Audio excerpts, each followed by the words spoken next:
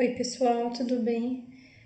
Dando continuidade à nossa disciplina, então vamos continuar falando de funções de várias variáveis reais a valores reais, que são funções onde a gente aplica ela no R2, no R3, em um Rn, e ela retorna um valor real para a gente, certo?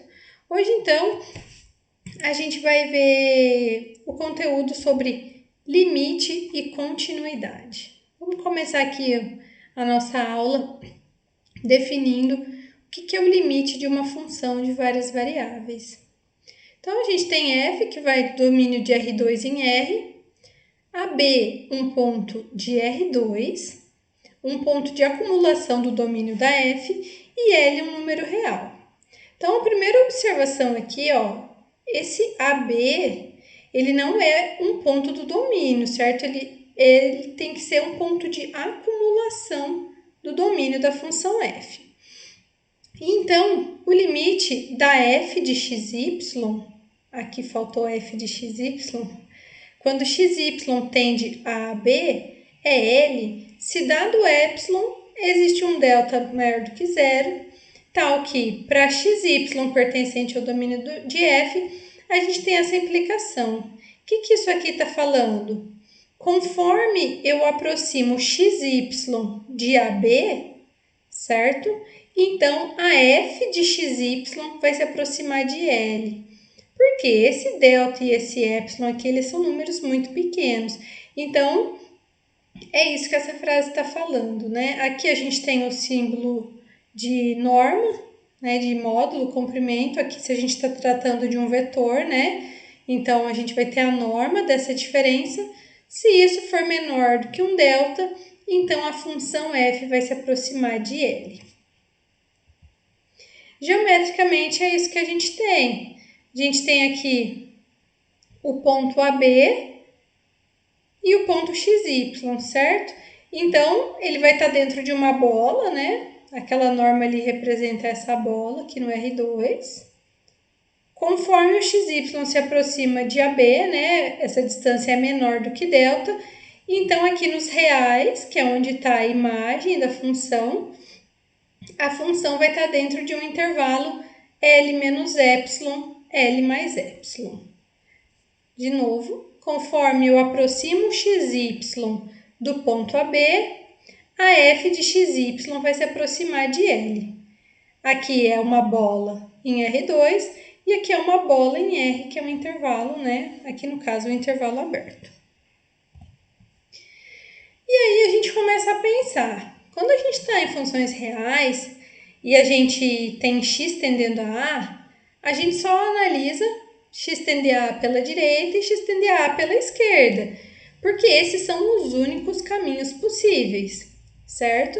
Então, se esses limites laterais são diferentes, a gente afirma que o limite da função não existe.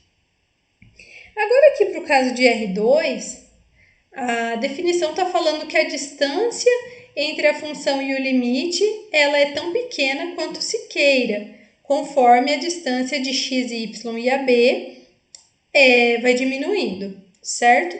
Só que qual que é o caminho que vai acontecer essa aproximação? Em R2, a gente não tem só esses dois caminhos, né? Então, a gente vai dizer que o limite da função existe se a função sempre está se aproximando do mesmo valor limite, independente do caminho que xy se aproxima de AB. Então, aqui a gente tem uma imagem, né? Então, aqui está o ponto AB e o plano R2. Então, observe, eu posso vir por esse caminho, fazendo toda essa minhoquinha aqui, todo esse caminho. Eu posso pegar o ponto aqui e vir com uma linha reta. Eu posso vir e fazer uma semicircunferência. Eu posso ir lá, voltar. Então, eu tenho infinitas possibilidades, infinitos caminhos e direções para me aproximar de AB, certo? Então, se eu provar que existem dois caminhos pelos quais xy se aproxima de AB e a f se aproxima de valores diferentes, então a gente garante que o limite não existe, certo? Vamos lá então. Primeiro exemplo, calcular o limite dessa função aqui. quando xy tende a menos 1, 0. X está tendendo a menos 1 e y está tendendo a 0, certo? Sempre nossa primeira tentativa é substituição direta. Se eu substituir aqui, vamos ver então o que vai acontecer. Substituindo x por menos 1 e y por 0, a gente não encontra problema nenhum, né? Não vamos ter indeterminação nenhuma, divisão por 0. Então, a gente pode resolver ele da mesma maneira que a gente resolvia por substituição direta em R, certo? Então, portanto, esse limite aqui é igual a menos 1. Conforme xy se aproxima do ponto menos 1, 0, essa função aqui, f, se aproxima do valor limite menos 1. Agora aqui o próximo exemplo, calcular o limite dessa função. Então, a primeira tentativa vai ser a substituição direta, certo? E o que vai acontecer? Quando eu substituir x e y por 0, eu vou ter seno de 0, que é 0, dividido por raiz de 0. Essa é uma indeterminação, né, do tipo 0 sobre 0, a gente pensaria no L'Hopital. Só que o problema é que em funções de várias variáveis reais essa regra não se aplica, né? O que a gente vai fazer então? O que a gente pode pensar? Então, a gente observa que aqui ó, o argumento do x e o argumento da raiz são iguais. Então, o que a gente vai fazer é uma mudança de variáveis para reescrever essa função de duas variáveis como uma função real. Então, a gente chama o argumento de t, certo? T vai ser x² mais y². Tá, eu mudei as variáveis. Xy tendia a 0, 0. T vai tender a quanto? Vai tender a 0, certo? X está indo para 0 e o y está indo para 0. 0 mais 0 vai para 0. E aqui a gente, né, só coloca esse símbolo, t está tendendo a 0 pela direita, porque t só assume valores positivos, né? x² mais y². Então, a gente reescreve o limite dessa forma, seno de t sobre raiz de t. E agora, eu continuo com essa indeterminação, né? Seno de 0, 0, raiz de 0 é 0. Só que agora eu posso aplicar a regra de L'Hopital, porque eu estou numa função de uma variável real. Então, eu venho aqui, derivo a função seno, obtenho cosseno, derivo a função raiz de t, obtenho 1 sobre 2 raiz de t. Fixo aqui a fração de cima, multiplico pelo inverso da função de baixo e obtenho essa função aqui. Então, agora eu vou tentar de novo substituir o t por 0 e ver o que me resulta. Então, aqui vai dar cosseno de 0 é 1, raiz de 0 é 0, 1 vezes 2 vezes 0, 0. Então, esse limite ele é igual a 0, independente do caminho. Então, vocês percebam que independente de caminho, o limite está dando um valor, certo? Então, nesses casos, a gente está mostrando quanto que vale o limite, né? E que ele existe. Agora, aqui a gente tem, então, um outro exemplo, né?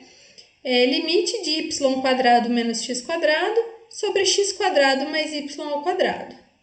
Quando eu for tentar a substituição direta, vai dar 0 sobre 0, uma indeterminação, só que eu não posso aplicar a regra de L'Hopital. Aqui também, né, o numerador e o denominador não tem um termo em comum, um termo que se repete para a gente fazer uma mudança de variáveis.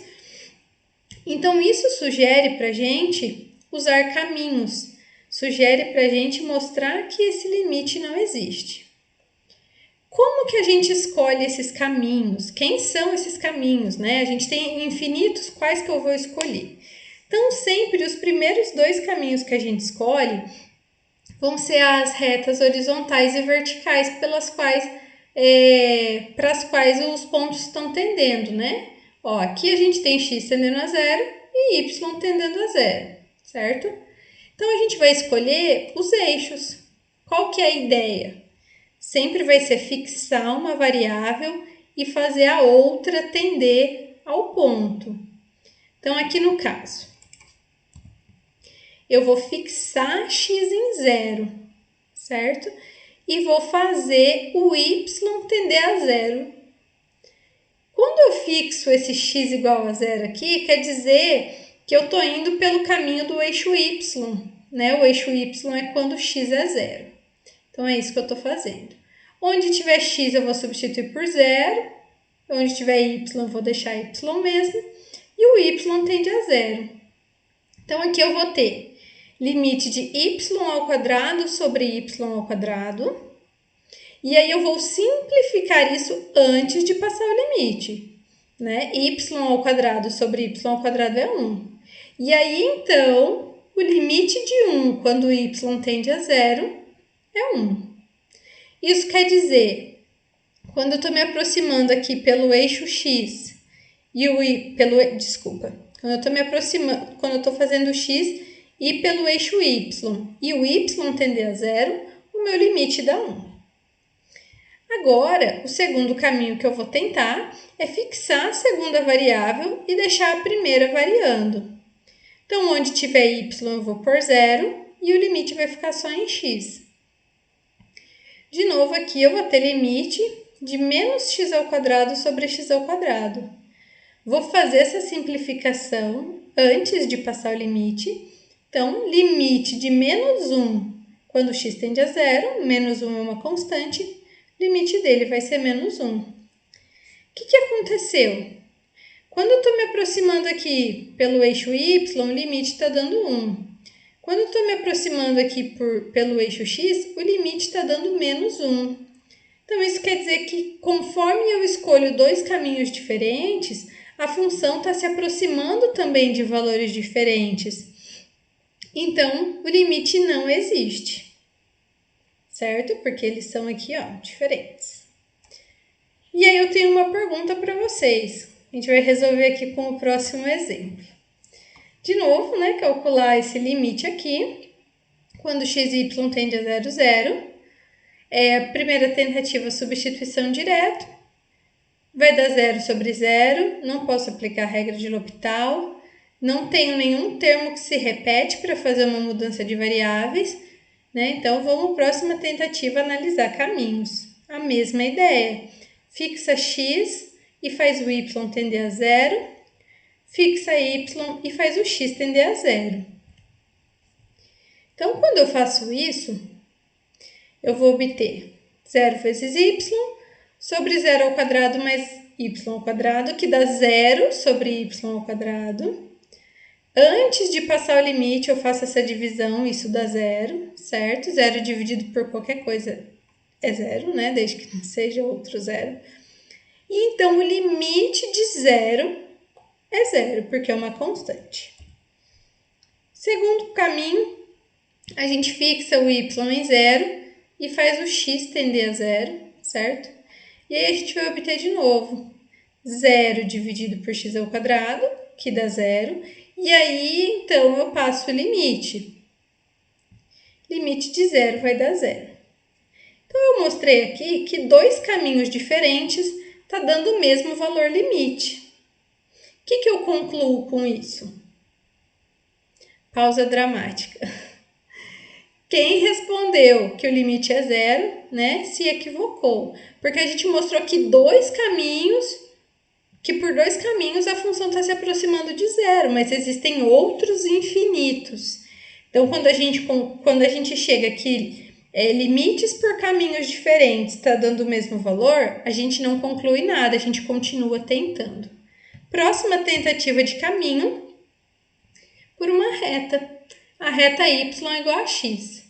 Então, onde tiver y, eu vou colocar x e o x continua tendendo a 0. E aí, eu obtenho isso. Limite de x ao quadrado sobre 2x ao quadrado. Simplifico esses x ao quadrado antes de passar o limite. Limite de meio é igual a meio. Certo? Então, por esse caminho, a função está se aproximando de meio. O que a gente pode concluir, então, agora, né? Como os limites foram diferentes, né? Os limites estão dependendo do caminho que eu percorro, então a gente conclui que o limite da função não existe. Aqui a gente tem algumas propriedades de limite, né? Então, a gente tem f e g, funções que vão de um domínio de R2 em R, x0, y0, um ponto de acumulação. Se o limite da f é L e o limite da G é M, onde L e M, né, são dois números reais, então essas regras aqui são satisfeitas, né? O limite da soma é a soma dos limites, o limite do produto é o produto dos limites, o limite do quociente é o quociente dos limites, desde que o denominador seja diferente de zero. E essa regra aqui também vale, né? Então, a gente tem aqui, ó, se a gente tem essa cadeia de desigualdades, a G limitada entre a F e H e o limite de F e H são o mesmo, né? É o mesmo igual a L, então a gente conclui que o limite da G também é L, né? O teorema do confronto aqui para esse limite de funções. E como consequência, desculpa, a gente tem aquele resultado, né? Acredito que vocês já tenham visto, quando a gente tem uma função que é limitada e outra função que tende a zero, o produto dessas duas funções tende a zero também, certo? Então, se eu mostro que uma função é limitada, a outra vai para zero. Quando eu quiser calcular o limite do produto entre elas, isso vai para zero. Então, aqui a gente tem esse exemplo, certo? Para calcular o limite dessa função. Vamos usar o resultado anterior, né? Então, a gente olha aqui para essa função. Observem sempre, tá, pessoal? Quando a gente tiver assim, x² dividido por x² mais y². Ou y² dividido por x² mais y². Né? Isso leva a gente a pensar em limitação. E aí a gente olha para o restante da função e vê se esse termo aqui não vai para zero. Então, a gente só vai reescrever isso, né? Y vezes esse termo aqui, o x² dividido pela soma, tá bom? Só coloquei o y aqui para fora, né? Multiplicando na fração. Limite do y vai para zero. Então, a gente tem um pedacinho daquele resultado. Uma função a gente já mostrou que está indo para zero. Agora, o que a gente tem que mostrar? Que essa função aqui é limitada. E aí, o resultado vai se aplicar. Então, x² é maior ou igual que zero, certo? E x² é menor ou igual que x² mais y².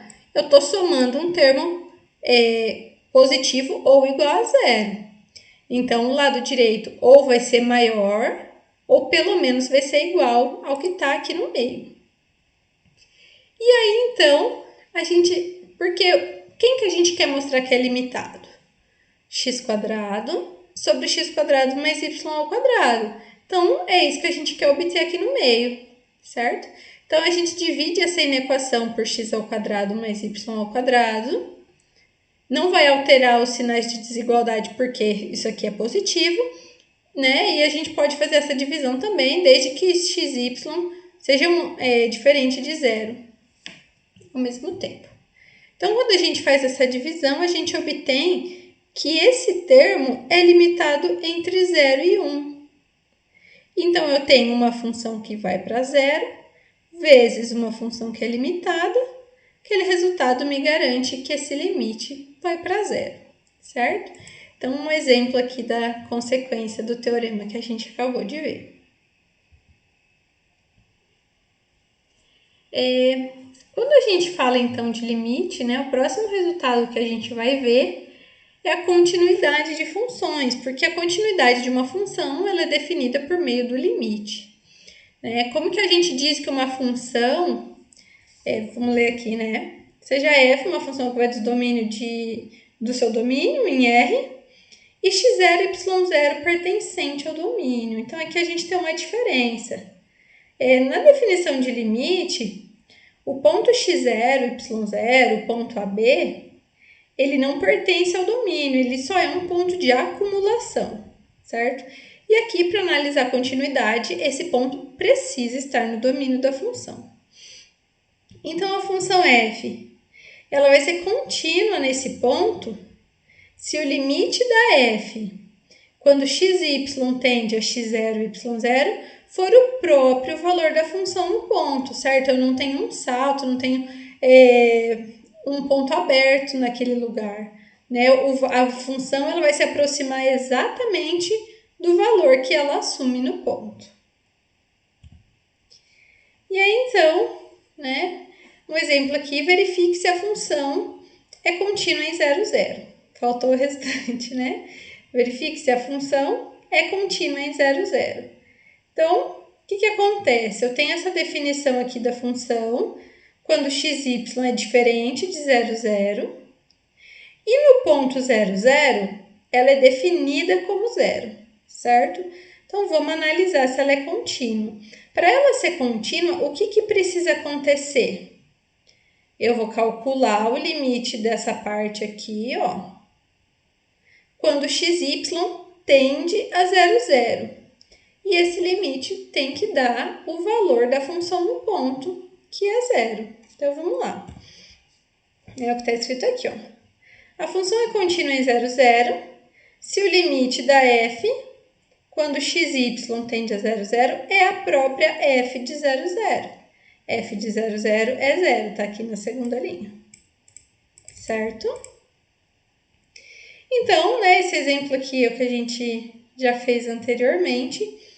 A gente vai fazer essa mudança de variáveis, aplicar a regra de L'Hopital, e a gente obtém, então, que o limite da função, quando xy tende a 0, 0, é 0, que é o valor da função no ponto.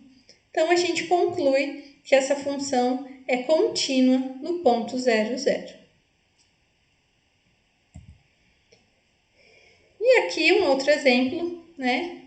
Determine se existe algum valor de m para que essa função seja contínua no 0, 0.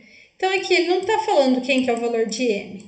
Ele está falando, vê, né, determina, calcula, analisa se algum valor de m faz com que essa função seja contínua no 0, 0, certo? Então, vamos lá. De novo, né, a função vai ser contínua no ponto se o limite da f, quando xy tende a 0, 0, for o valor da função no ponto, que é m, certo? Então, aqui, a gente vai analisar separado, tá bom? A gente vai analisar esse limite e esse limite.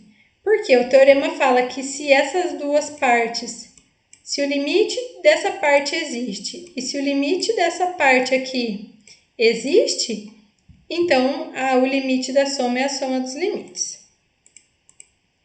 Então, vamos lá. Então, o limite dessa parte aqui, menos 2 cosseno de x mais y. Primeira tentativa é substituição direta.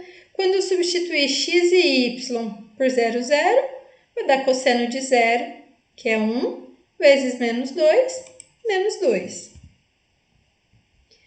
Agora, vamos analisar o limite dessa outra parte aqui, né?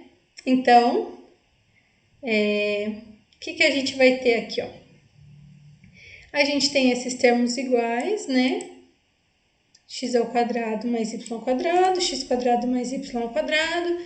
Quando a gente for substituir x e y por 0, 0, o que vai acontecer? Aqui vai dar 0 e o ln de 0 tende a menos infinito, certo? Então, a gente vai ter uma determinação que a gente consegue reescrever como 0 sobre 0, só que estando em R2, a gente não pode aplicar a regra de L'Hopital. O que a gente faz? Mudança de variáveis. Então, eu vou chamar x² mais y ao quadrado de t, e o t vai tender a 0 pela direita. Quando eu for passar o limite aqui, vai dar a mesma coisa, 0 vezes menos infinito. O que eu faço? Eu vou reescrever isso daqui, então. Vou fixar o ln e vou dividir pelo inverso dessa fração. Porque quando eu fizer essa operação, eu volto na equação anterior. Por exemplo, se eu venho aqui, fixo o ln e multiplico pelo inverso da de baixo, vou ter t ln de t, certo? E aqui, então, eu vou ter infinito, né, menos infinito, 1 dividido por uma coisa que vai para zero também vai para infinito, infinito sobre infinito, e determinação do tipo L'Hopital. Derivo em cima e derivo embaixo, né? Desse passo para esse segundo, fixei a fração de cima, multipliquei pelo inverso da de baixo. Então, simplifico os t's antes de passar o limite. Limite de menos t quando t tende a zero é zero, certo?